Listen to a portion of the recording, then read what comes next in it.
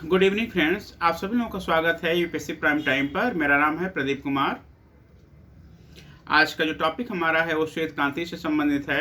आप सबको पता है कि 1960 के दशक में हरित क्रांति की शुरुआत हुई थी और हरित क्रांति शुरुआत के 3-4 साल के बाद भारत में श्वेत क्रांति की भी शुरुआत हुआ। श्वेत क्रांति का जो हमारा टारगेट था बहुत ही सफलतापूर्वक प्राप्त किया गया और आज उसी के बारे में हम लोग यहाँ पर बात करते हैं यूपीएससी प्राइम टाइम में। तो हम लोग स्टार्ट करते हैं। बीते दिनों केंद्रीय गृह एवं सहकारिता मंत्री अमित शाह ने 10,000 नई प्राथमिक कृषि सहकारी समितियां पैक्स की शुरुआत करते हुए कहा कि अगले 5 साल में 2 लाख पैक्स बनाने का लक्ष्य समय से पहले हासिल हो जाएगा। पैक्स के जरिए कृषि उत्पादों की देशी विदेशी बाजारों तक पहुंच बनेगी। उल्लेखनीय है कि वैश्विक दूध उत्पादन में भारत की 24% हिस्सेदारी है, लेकिन विश्व निर्यात में भारत की हिस्सेदारी बहुत कम है। दूध उत्पादन को बढ़ावा देने के लिए मोदी सरकार ने पैक्स के जरिए श्वेत क्रांति 2.0 की शुरुआत की है। यह पहल ऑपरेशन फ्लड की सफलता पर आधारित है, जो 1970 में शुरू हुई थी और सहकारी समितियों के माध्यम से भारत को विश्व का सबसे बड़ा दूध उत्पादन बना दिया। श्वेत क्रांति 2.0 का वित्त पोषण राष्ट्रीय डेयरी विकास बोर्ड अर्थात NDDB के माध्यम से होगा।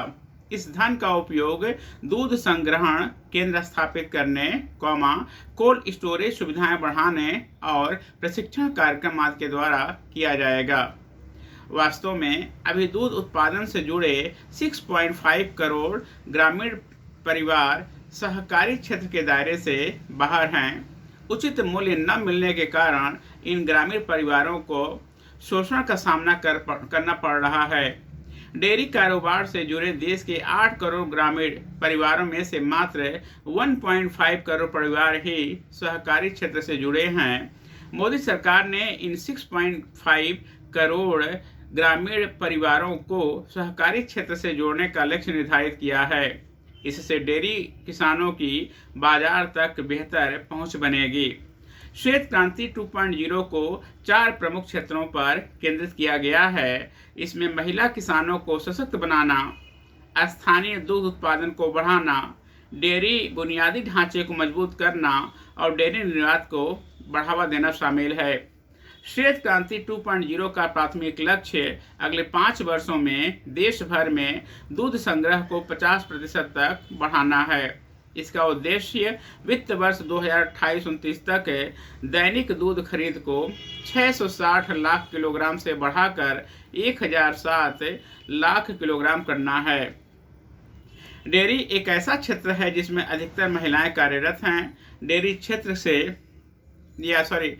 क्षेत्र के कार्यबल में महिलाओं की हिस्सेदारी 70% है। अकेले गुजरात में डेयरी क्षेत्र से जुड़ी महिलाएं सालाना 60,000 करोड़ रुपए का कारोबार कर रही हैं। स्पष्ट है, श्वेत क्रांति 2.0 महिलाओं को सशक्त बनाने का कारगर हथियार साबित होगी। भारत विश्व का सबसे बड़ा दूध उत्पादक देश है। वित्त वर्ष 2022-23 में 23 करोड़ टन दूध का उत्पादन हुआ। डेयरी उद्योग भारत के कृषि उत्पादन का 40% हिस्सा है। उत्पादित दूध का लगभग 63% 63% बाजार में पहुंचता है, जिनमें से अधिकांश असंगठित क्षेत्र से आता है, जबकि सहकारी समितियां संगठित क्षेत्र के उत्पादन को नियंत्रित करती हैं। उल्लेखनीय है कि सहकारी समितियां ऑपरेशन फ्लड की ऋण रही हैं। वर्तमान में देश में 1.7 लाख डेयरी सहकारी समितियां हैं, जो 30% गांवों को कवर करती हैं। देश के कुल दुग्ध उत्पादन का 10% इन सहकारी समितियों के माध्यम से आता है, लेकिन इनका कवरेज असमान है। कवरेज बढ़ाने के लिए NDDB अगले 5 वर्षों में 56,000 नई सहकारी समितियां स्थापित करने और 46,000 मौजूदा समितियों में सुधार की योजना पर काम कर रहा है। NDDB का ध्यान उत्तर प्रदेश, उड़ीसा, राजस्थान, आंध्र प्रदेश जैसे राज्यों पर है, जहां डेयरी सहकारी समितियां कम विकसित हैं।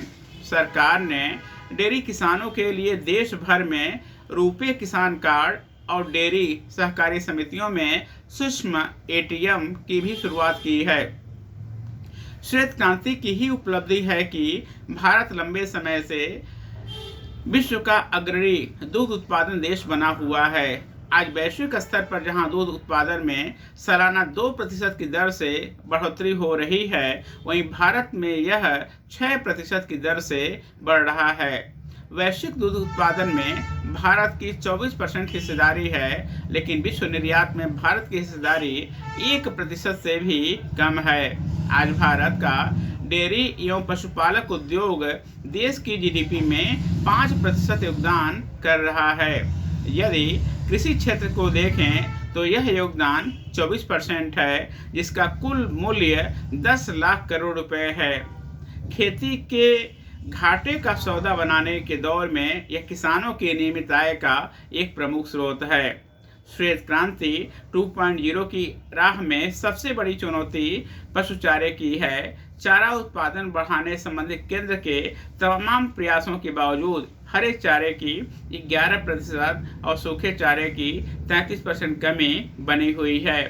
भारतीय चारागार और चारा अनुसंधान संस्थान झांसी ने पशु चारे की कई उन्नत किस्में जारी की हैं, जो वर्ष भर गुणवत्तापूर्ण पशु चारे की आपूर्ति कर सकती हैं। लेकिन इन नई तकनीकी पहलों की किसानों में स्वीकार्यता बहुत कम है। इस समय देश के 84 लाख हेक्टेयर कृषि भूमि पर चारे की खेती होती है, जो कुल कृषि भूमि का 4% है। देश में पशु चारा की खेती के लिए जमीन का मिलना बहुत मुश्किल होता जा रहा है, क्योंकि इसे वाणिज्यिक फसलों से कड़ी प्रतिस्पर्धा का सामना करना पड़ रहा है। दूसरी समस्या लगातार सिमटते प्राकृतिक चारागाहों की है। पिछले एक दशक में देश के 31% चारागाह खत्म हो गए हैं। अब मात्र 1.2 करोड़ हेक्टेयर जमीन पर चारागाह बचे हैं। श्वेत क्रांति 2.0 की सफलता के लिए इस समस्या को भी दूर करना होगा। तो आज का आपका टॉपिक रहा है यहाँ पर श्वेत क्रांति के बारे में। हम उम्मीद करते हैं कि जो टॉपिक आपका है ये न केवल जीएस के लिए बल्कि निबंध के लिए भी आपको मदद करेगा। आज के यूपीएससी प्राइम टाइम में बस इतना ही। अगले अंक में हम लोग फिर कल मिलते हैं। Thank you.